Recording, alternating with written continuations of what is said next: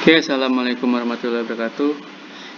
Pada kesempatan kali ini, Informatika kelas 7 semester 2, kita akan membahas tentang pemetaan permasalahan dan solusi dengan komputasi. Nah, teori komputasi sendiri itu adalah teori atau cabang yang berhubungan dengan bagaimana masalah dapat dipecahkan secara algoritma secara efisien.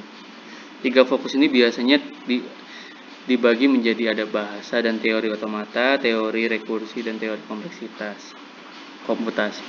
Nah, teori komputasi dapat diangkat sebagai model penciptaan dari seluruh cabang ilmu komputer. Maka dari itu, logika dan matematika digunakan dalam teori komputasi. Pada abad ini, teori komputasi menjadi disiplin akademik.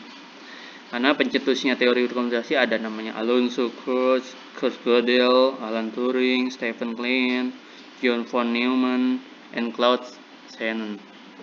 Nah, penerapan computational thinking itu sendiri adalah istilah CT dikenalkan oleh namanya Janet Wing pada Maret 2006 dan di tahun 2011. Janet memperkenalkan pengertian definisi baru dari CT sebagai proses berpikir yang diperlukan dalam memformulasikan masalah dan solusinya. Sehingga solusi tersebut dapat menjadi agen pemproses informasi yang efektif dalam menyelesaikan masalah.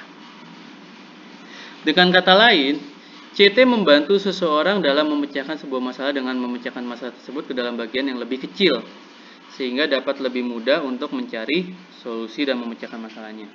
Jika dilihat dari pengertiannya, maka akan sangat baik. Nah, seperti itu. Dan contoh lainnya juga banyak. Di situ ada industri retail, ada online shop, dan lainnya. Nah, awalnya CT diterapkan sebagai computer science yang tingkat perguruan tinggi, tetapi dengan perkembangannya dirasakan perlu untuk dapat diterapkan. Dalam hal ini ada dua aspek yang dipelajari.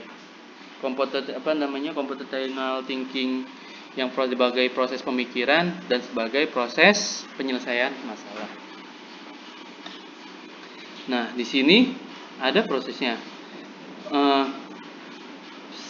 Sebelum kita belajar computational thinking atau komputasi, di sini kita berbagi konsep, ada mengkonseptualisasikan bukan pemrograman, keterampilan dasar, cara berpikir manusia, bahkan cara berpikir manusia bukan komputer, saling melengkapi dan menggabungkan pemikiran matematik, ide, dan ini untuk semua di mana saja sepanjang waktu.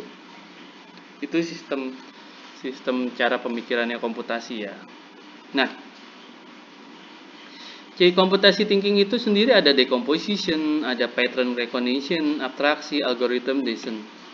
Masing-masing itu mempunyai fungsi sendiri, ya, di mana kemampuan memecahkan data, ada pattern, kemampuan untuk melihat persamaan, abstraksi untuk mengidentifikasi prinsip-prinsipnya, algoritma itu mengembangkan petunjuk pemecahan masalah. Nah, karakteristik sendiri ada mampu memberikan pemecahan masalah, mampu mengorganisasi, mampu melakukan repetisi, dan ini bisa dibaca sendiri. Tujuannya adalah untuk berpikir secara komputer sehingga kita dapat menggunakan komputer secara lebih baik. Nah, langkah-langkah mendasar masalah ada identifikasi. Tentukan masalahnya dulu, periksa pilihannya, bertindak dalam sebuah rencana, dan lihat konsekuensinya. Nah, dalam hal ini bisa dibikin problem manajemennya seperti ini. Ya. Nah, yang pertama mengevaluasi masalah, yaitu mengklarifikasi, merumuskan, mengumpulkan, dan mengatur data. Terus ada namanya meringkas informasi, mendefinisikan tujuan. Terus ada mengelola masalah, jadi masalah itu tidak gitu aja, yaitu menggunakan informasinya, memecahkan masalah menjadi bagian yang lebih kecil, menggunakan teknik seperti brainstorm, menganalisis pilihan, mengidentifikasi langkah-langkah untuk mencapai tujuan. Lalu ada namanya pengambilan keputusan.